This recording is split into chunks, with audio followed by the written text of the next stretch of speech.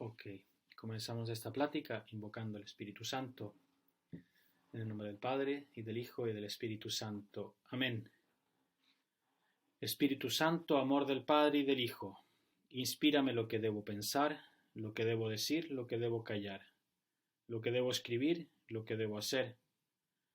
¿Cómo debo obrar para procurar tu gloria, el bien de las almas y mi propia santificación?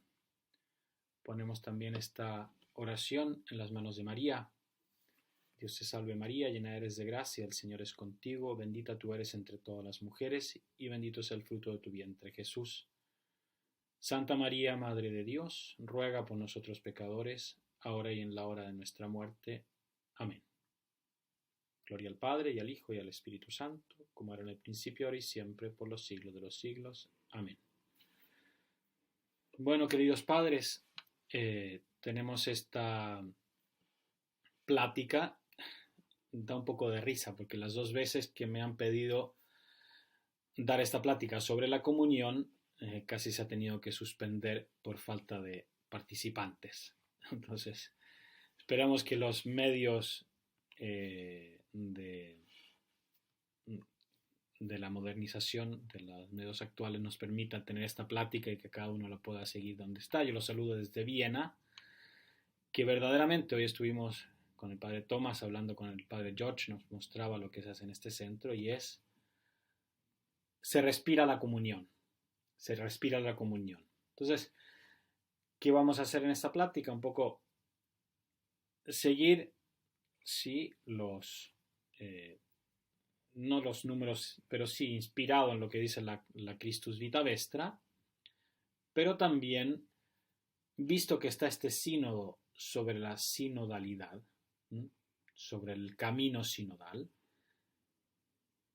seguí sobre todo el vademecum, ¿no?, del sínodo, que tiene muchos elementos de comunión, que nos pueden ayudar a entender. Entonces, cuando vean en los textos que les voy a mostrar camino sinodal, ustedes tengan en la cabeza comunión, ¿no?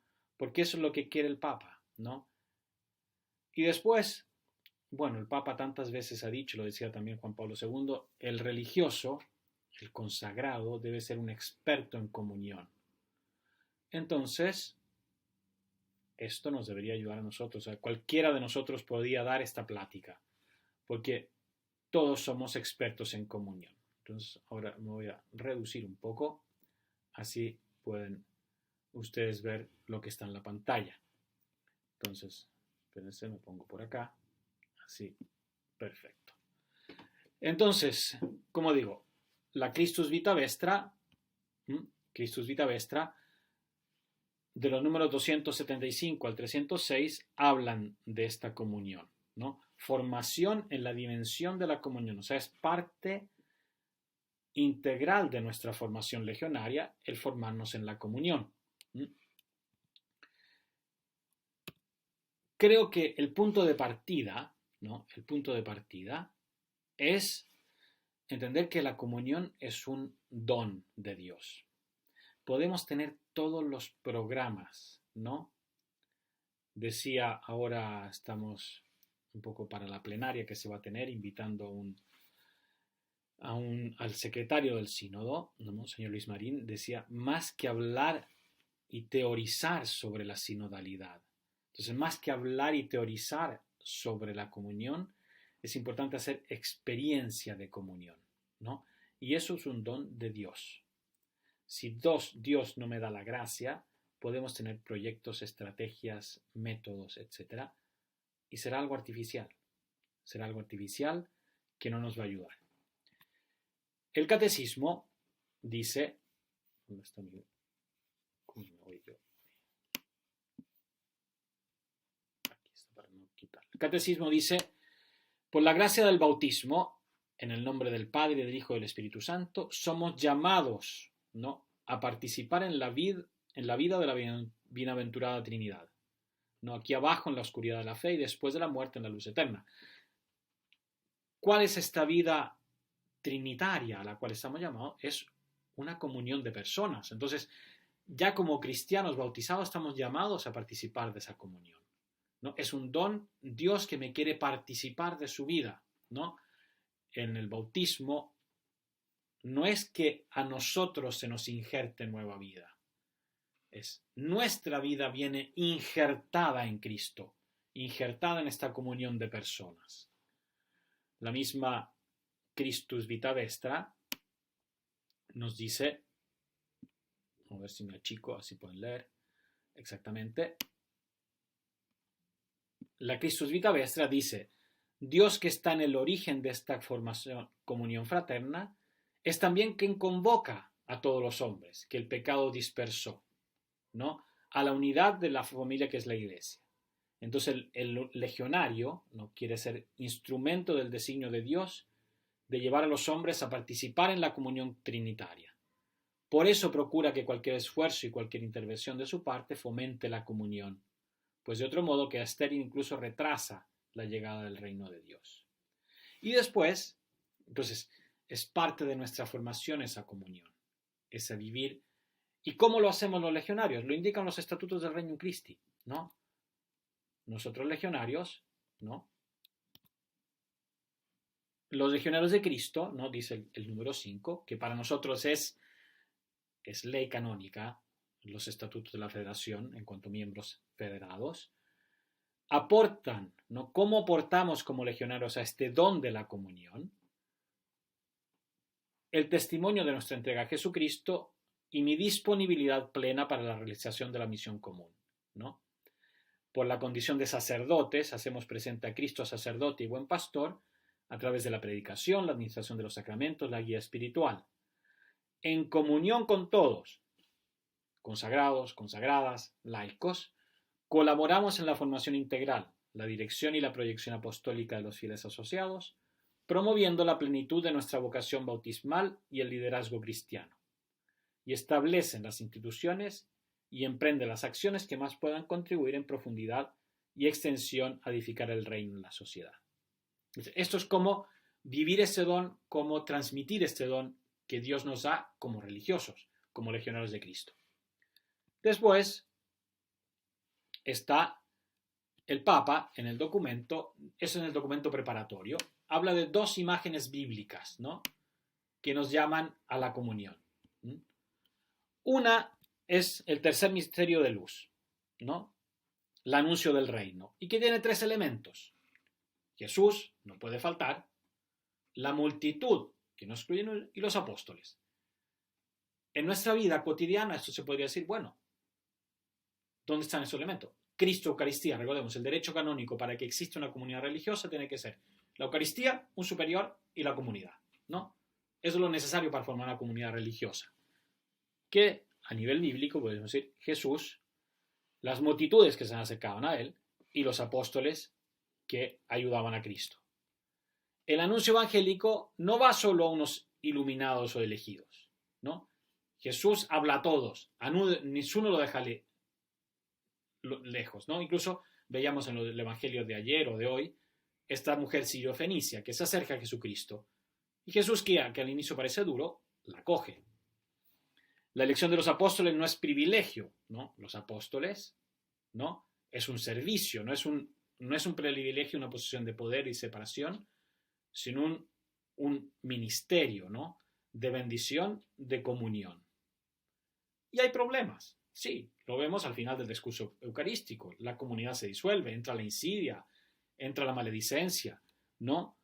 Quindi el Papa aquí, ¿cómo lo dice?, ¿no?, se manifiesta en formas de rigorismo religioso, intimación moral, ¿no?, la seducción de una sabiduría política mundana. No sé si vieron alguno la entrevista que le hicieron al Papa en Rai 3, siempre lo tiene muy a cuore, ¿no?, la rigidez, el essere rígido y el essere mundano, que dice como los peligros de la Iglesia. Y la segunda imagen bíblica que llama el Papa es Pedro y Cornelio, ¿no?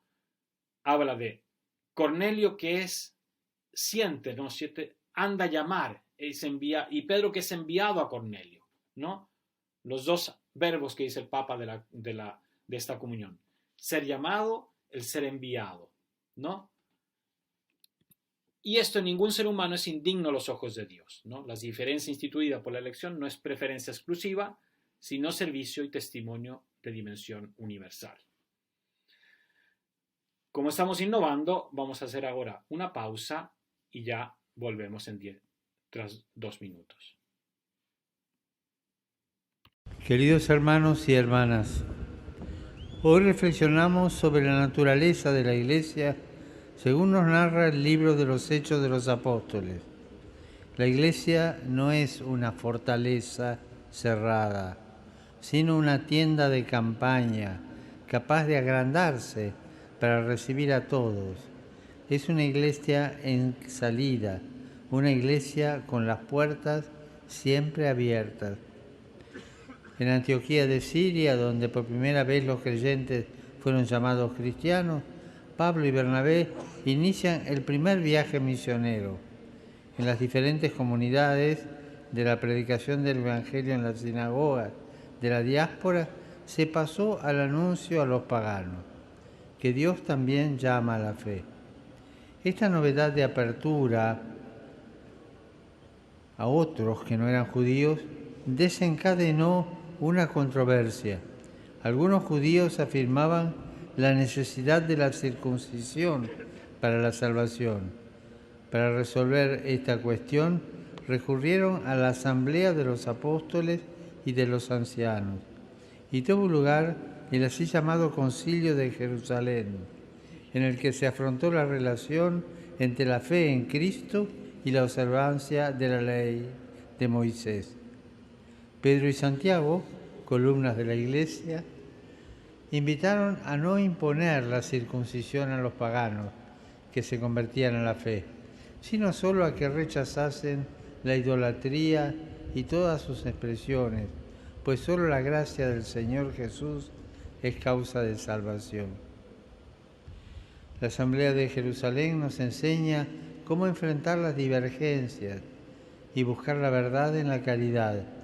Nos ayuda a entender que la sinodalidad es el método eclesial para reflexionar y confrontarse, basado en el diálogo y en el discernimiento a la luz del Espíritu Santo. Saludo cordialmente a los peregrinos de lengua española.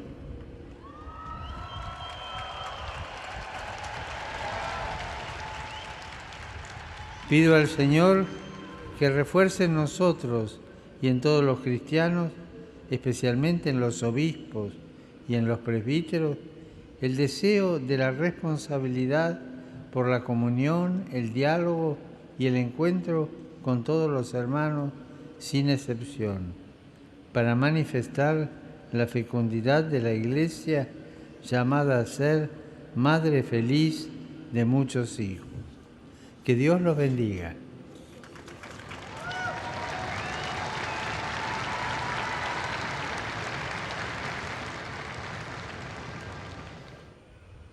Benedicat vos omnipotens Deus, Pater, et Filius, et Spiritus Sanctus.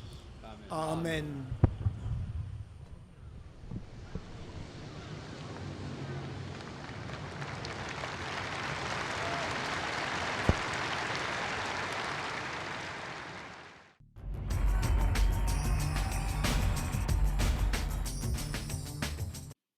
Ok, espero que les haya gustado el video. Entonces estamos con estas dos imágenes que nos ayudan a entender la comunión, ¿no? Una comunión que no es ser buenos amigos, ser cuates, etcétera, sino que es una llamada a la conversión, que es una llamada a donarse, que es una llamada a servir, que es una llamada a mirar a Jesucristo, ¿no? A este don que Dios nos da. Entonces, tornando al sínodo, ¿no? El sínodo es una expresión de comunión dentro de la iglesia. Es una expresión de comunión dentro de la iglesia, ¿no? Y si es el sínodo del sínodo, más aún. Entonces, ¿qué es lo que nos dice? ¿No? Esta sinodalidad, les recuerdo cuando hablamos de sinodalidad, de camino sinodal, etcétera, podemos entender esta comunión, dice, porque este camino, ¿no? Por decir, este proceso, ¿no? Permite al pueblo de Dios caminar junto. Para caminar juntos tenemos que estar en comunión, ¿no? en la escucha del Espíritu Santo, que es el dador de todos dones, es el que nos dona la comunión, ¿no? De la palabra de Dios, donde podemos descubrir este carisma de la comunión, para participar en la misión de la Iglesia, en la comunión que Cristo establece en nosotros, ¿no? Entonces, caminar juntos, este caminar juntos, es un modo de manifestar, ¿no es cierto?, y poner en práctica la naturaleza de la Iglesia. Y creo que todo el proceso que hemos tenido nosotros de renovación es un ejemplo, es una experiencia de comunión, ¿no? No tenemos nosotros, por lo que hemos vivido, testimoniamos la comunión. ¿Mm? Por lo que hemos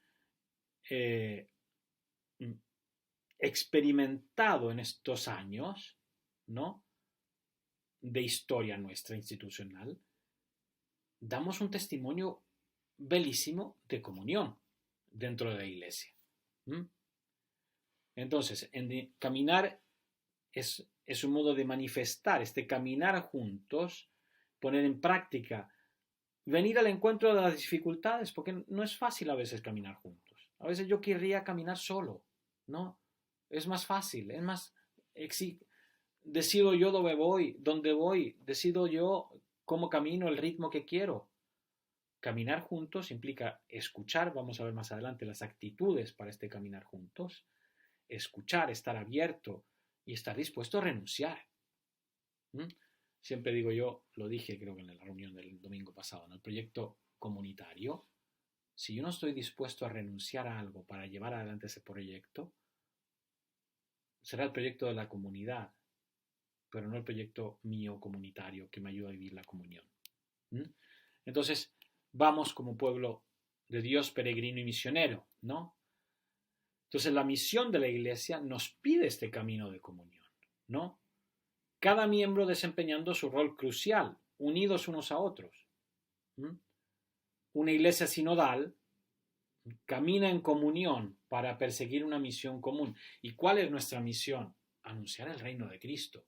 No sé si les llegó, hoy iba en el avión y dije, a ver, ¿qué es lo que leo? Tengo mi Kindle aquí y comencé a leer el The Better Pastor, el mejor pastor, ¿no?, de Patrick Lencioni, y que en un momento le dice, están hablando los personajes al pastor, le dice, bueno, es que tu misión es importantísima, entonces descuidar la parte administrativa, la parte de gestión de la parroquia, vas a evangelizar peor, ¿no? Entonces, el esforzarme por realizar bien mi misión, cualquiera que sea, ¿cuál es el fin? Evangelizar, anunciar a Cristo, hacerlo bien, hacerlo con inteligencia, ¿no?, en comunión, ayuda a que Cristo sea conocido, no que la legión sea grande, no que yo tenga tantos likes, ¿no?, o tanto, no sé, expresión. Cristo es conocido si yo hago bien mi trabajo, si yo me formo en mi trabajo, si yo vivo esta comunión. Entonces no se trata solo de ejercicios, ¿no? Digo, ya, bien, finalmente terminó este sínodo, terminó este proceso, ya, déjenos tranquilos. No, es un camino de crecimiento, ¿no? Es un camino, habla mucho de discernimiento este documento, ¿no?, que Dios llama a la Iglesia a vivir en el tercer milenio. ¿Cómo? ¿Cuáles son los tres? El Papa le gusta mucho los verbos, ¿no?, o palabras, signos, ¿no? Dice, son tres: misión, comunión, participación, ¿no? Como que para que hagan esta iglesia, para que cumplir esta misión común, son estos tres elementos, ¿no? Misión, comunión, participación. Cuando habla de comunión, perdón que me corro un poquito, así pueden ustedes ver. Comunión. En su benévola voluntad, Dios reúne nuestros pueblos distintos, pero con una misma fe, mediante la alianza que ofrece a su pueblo. La comunión que compartimos encuentra sus raíces más profundas en el amor y en la unidad de la Trinidad. Es Cristo que nos reconcilia con el Padre y nos une entre nosotros en el Espíritu Santo. Juntos nos inspiramos en la escucha de la palabra de Dios, a través de la tradición viva de la Iglesia, y nos basamos en el sensus fidei que compartimos. Todos tenemos un rol que desempeñar en el discernimiento y la vivencia de la llamada de Dios a su pueblo. Entonces, esto es primero esta comunión, ¿no? Es Dios, como decía al inicio, es un don. La comunión tiene su origen en Dios, la Eucaristía, etcétera, el Espíritu Santo que reúne.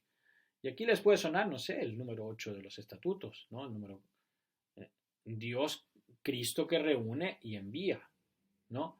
Cristo que nos reconcilia con el Padre, ¿no? Nos une a través del Espíritu Santo. Escuchamos esta palabra de Dios a través de la Iglesia, ¿no? Entonces, y en esta comunión, cada uno tiene el rol que le indica su misión particular. Participación, una llamada a la participación en la que todos pertenecemos al pueblo de Dios.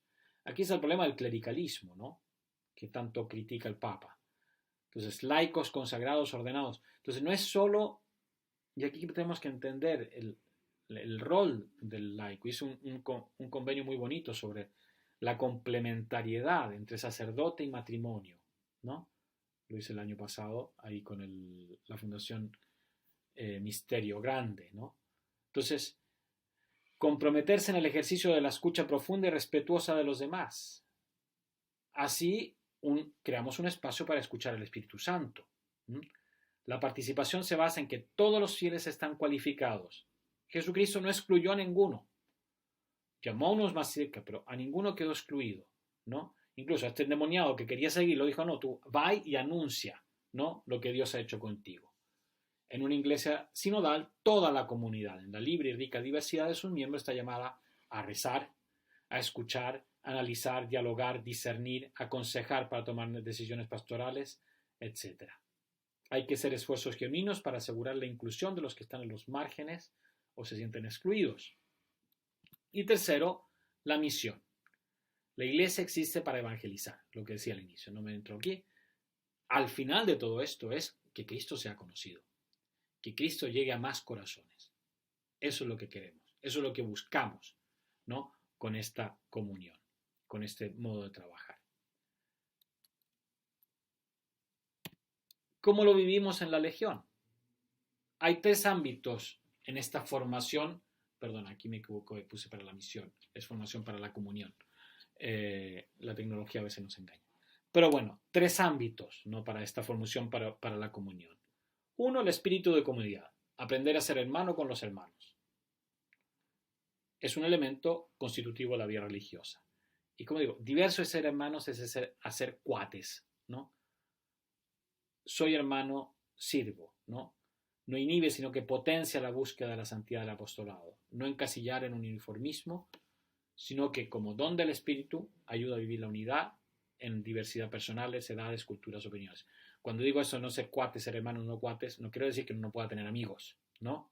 Porque a veces, no, yo no tengo amigos, tengo hermanos. No.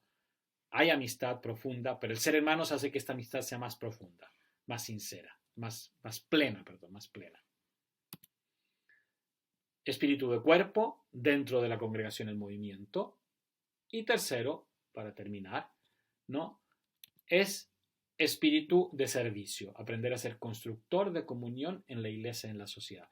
Estos son los 3 elementos que nos tienen que ayudar a nosotros como legionarios de Cristo a vivir esta formación para la misión.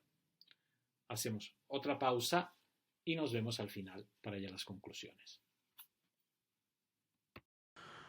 La comunidad cristiana nace de la efusión del Espíritu Santo y crece cuando comparte con los demás todo lo que posee.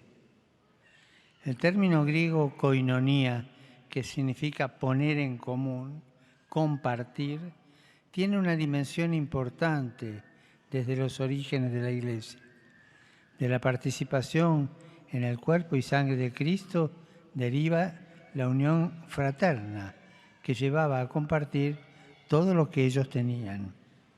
Según los Hechos de los Apóstoles, entre los creyentes no había necesitados, porque ponían todo en común. Encontramos el ejemplo de Bernabé, que vendió un campo y lo recaudado lo dio a los apóstoles para distribuirlo a los necesitados.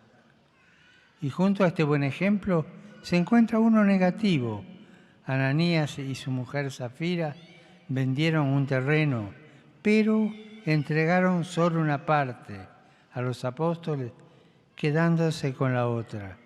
Este engaño los llevó a la muerte, porque habían mentido no solo a los hombres, sino a Dios. Estos ejemplos nos enseñan que cuando la sinceridad en el compartir no se respeta, se cae en la hipocresía, alejándose de la verdad que provoca la muerte interior. Los que se comportan así transitan en la iglesia como si fuera un albergue y no la tienen como su casa ni como su familia. Saludo cordialmente a los peregrinos de lengua española venidos de España y Latinoamérica.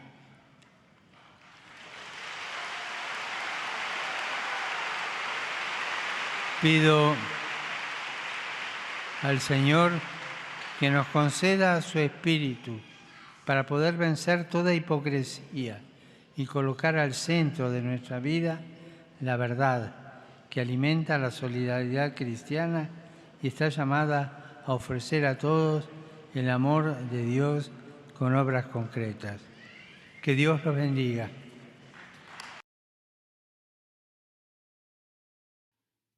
Volvemos a la última parte de esta plática.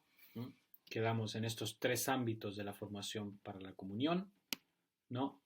Ya cambié para que vean, aproveché los comerciales para cambiar el título, no misión comunión, y decíamos estos 3 ámbitos, ¿no? El espíritu de comunidad, el espíritu de cuerpo y el espíritu de servicio.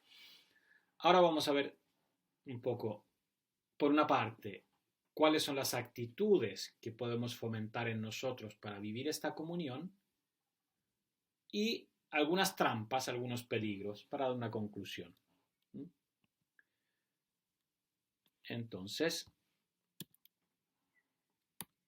actitudes, ¿no? Son varias actitudes, las voy a ir repasando, te las da el documento este Vademecum, ¿no? Del sínodo, que a ver si les interesa también, es bastante, se lee rápido, ¿no? Se lee rápido, sea el documento preparatorio como este. Dedicar tiempo para compartir, ¿no? Si no hay tiempo para conocernos, para compartir, ¿no? Experiencias, es difícil que nazca una comunión, ¿no? Que se haga un camino, que se camine insieme, ¿no?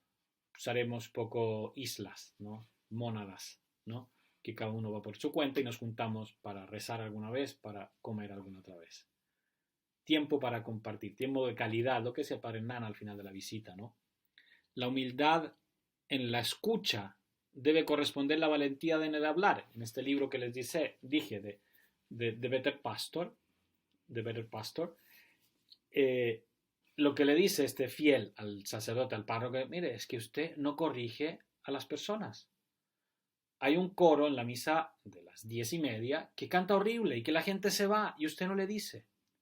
O la secretaria, la que está en la recepción, tiene un carácter horrible, trata pésimo a las personas y es la cara de la parroquia y usted no se lo dice.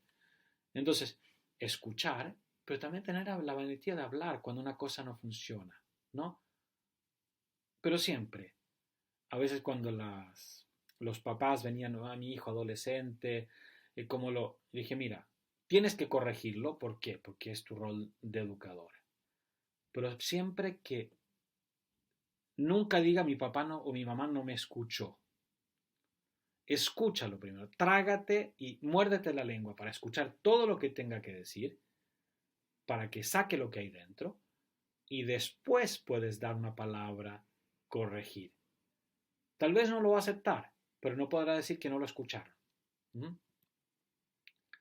En este diálogo, tantas veces en estas conversaciones, se habla el Espíritu Santo, sale la novedad, ¿no? Y viene una idea, ¿no? Este mismo centro que estoy acá en Viena, nace de ese diálogo también con el Espíritu Santo, de esa comunión, ¿no? Con los otros que lleva, si es el mayor interesado en evangelizar es Cristo, es el Espíritu Santo. Diálogo que abre a la novedad. Apertura a la conversión al cambio, ¿no? Nos decía hoy el padre George. 10 años en que era lo mismo y que no funcionaba. Había que cambiar. Podríamos haber estado otras veces 10 años haciendo lo mismo con grupitos pequeños de personas que se autoinciensan. Hay que estar abierto y cambiar, no por cambiar, pero sí estar abierto a que a veces las cosas cambien, a una conversión constante. En la lectura de Cornelio y Pedro, los dos tuvieron que estar abiertos a esta conversión, a este cambio, ¿no? Para poder hacer ese encuentro de salvación. Y después Pedro tuvo que afrontar las consecuencias y dar cuenta, ¿no?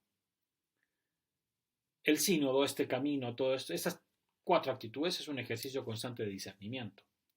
Discernimiento, como decía en unos apuntes que leí de Padre Santoro, no es dónde estoy mejor, dónde me siento mejor, dónde me realizo, dónde puedo realizarme. No, el discernimiento es dónde Dios quiere que yo gaste mi vida. Donde Dios quiere que yo le dé gloria, a costa de mi propia vida, si es necesario. Eso es el discernimiento. Somos signos de una iglesia que escucha, está en camino, los dije nosotros por nuestra propia historia. Nos transformamos sin quererlo nosotros en signo de camino sinodal, signo de camino de comunión. Dejar atrás prejuicios, estereotipos, déjalos atrás. ¿Cuánto nos ayudó el curso que nos dio el padre Víctor, ¿no? De Courage, ¿no? Sobre personas, cuántos prejuicios a veces hay, estereotipos en esta materia. La plaga del clericalismo, que el laico es el que me hace los sándwiches para el paseo, o el que me llama, me hace las llamadas, me hace lo que yo no quiero hacer, lo que a mí me da lata hacer, lo hace el laico. No, superar ese clericalismo, formar a los laicos. Porque a veces no los lanzamos porque no los hemos formado. Formarlos para que puedan asumir un rol protagónico también. El virus de la autosuficiencia, creo que Dios nos dio un par de cachetadas en esto de la autosuficiencia, ya lo aprendimos, espero que no nos volvamos a contagiar, de creer que somos los mejores, de creer que fuera de nuestro grupo no hay salvación. Superar ideologías, ¿no? Superar ideologías. Cuánto ciega una ideología, los que vieron Chernobyl, ¿no? La serie, uno se impresiona cómo puede cegar y mandar a la muerte una ideología. Hacer nacer esperanzas, ¿no? Soñar, ¿no? Soñar, pasar tiempo, dice el Papa, con el futuro. Pasar tiempo con el futuro. Este centro que está haciendo tanto bien aquí en Viena es un sueño. Es el fruto de un sueño, que queremos hacer algo grande por Cristo. Y eso nos ayuda, como que abre la mente, hace nacer esperanzas. Algunos peligros o trampas que nos puede, decía la misma lectura, la misma imagen bíblica, ¿no? El demonio es activo, no quiere la comunión. El demonio mete insidia, mete división, ¿no? Mete autosuficiencia, mete clericalismo, mundanidad, etc. Entonces, algunas trampas que pueden haber, ¿no? La tentación de querer dirigirnos a nosotros mismos en lugar de ser dirigidos por Dios, ¿no? Hoy justo, perdón que acabo de estar con el padre, entonces medio surfear la ola que Dios quiere, ¿no? Yo tengo que saber surfear, pero la ola la pone Dios, no me la construyo yo, ¿no? Entonces, ser dirigido por Dios. La tentación de concentrarme en mí mismo, ¿no? En tapar fuegos, ¿no? Y eso se los digo como experiencia de párroco. Uno se le puede ir la vida al párroco tapando fuegos, apagando fuegos, ¿no? ¿Qué es lo inmediato? Lo inmediato, ¿qué es lo que hay que hacer? La persona que necesita el catequismo que pasó esto, el techo que se cayó, sí, son cosas que hay que tratar, pero a veces si uno puede perder el horizonte en eso. Ver solo problemas, esto me acuerdo mucho, el obispo de Caserta me dio este consejo cuando me presentaron como superior hace 10 años ya, que en paz descanse, me dijo, mira, no te dediques a resolver problemas, porque los vas a tener siempre. Dedícate a evangelizar. Y ya después resuelve los problemas. Pero tu misión no es resolver problemas. Que a veces un poco va en relación con lo anterior, ¿no? Apagar fuegos. Concentrarnos solo en las estructuras, creyendo que eso, porque hay estructuras, se evangeliza. Y a veces no, podemos tener las estructuras si ustedes ven este centro aquí, las estructuras son pequeñitas. Bueno, hay ahora, pues sí, una casa nueva, pero hay todo por hacer, ¿no? La tentación de concentrarse en las estructuras, de quedarme encerrado en mi pico, lo que dice el Santo Padre, ¿no? Peinando las ovejas, ¿no?